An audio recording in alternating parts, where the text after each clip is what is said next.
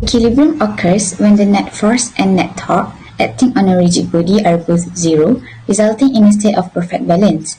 Through the principles of statics and the study of forces and torques, we explore how objects maintain their equilibrium and help us to understand the complex mechanics behind the stability and structure of our physical world.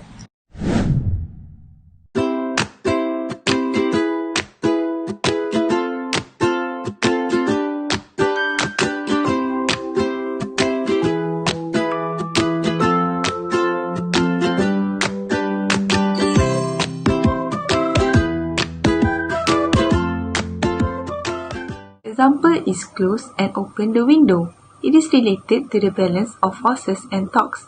When the window is in equilibrium, the sum force and torques is in zero.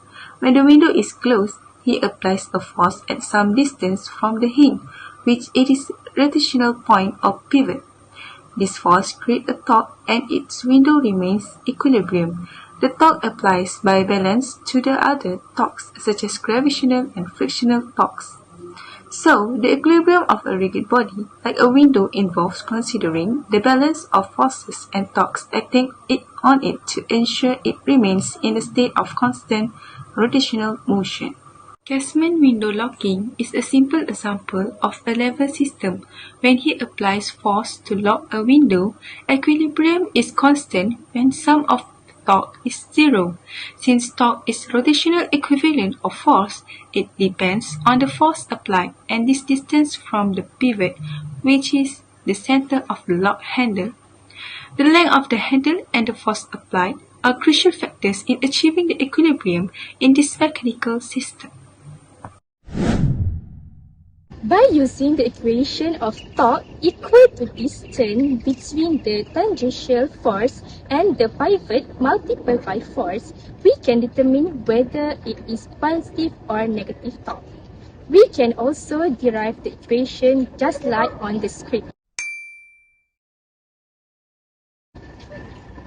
If it is positive torque, the rotation will be counterclockwise, and if it is negative torque, the rotation will be clockwise. One of the verses that we can relate to equilibrium in Al-Quran is أعوذ بالله من الشيطان الرجيم بسم الله الرحمن الرحيم وألقى في الأرض رواسي أن تميد بكم وأنهارا وسبلا لعلكم تهتدون, which means, and he has affixed into the earth's mountains and you firm, lest it should shake with you, and with rivers and roads that you may guide yourselves. In this verse, it explains that the real function of mountains is to regulate the motion and speed of the earth, which will make it remain firm. From that, we know that Allah made things with equilibrium to sustain the stability and balance with the world.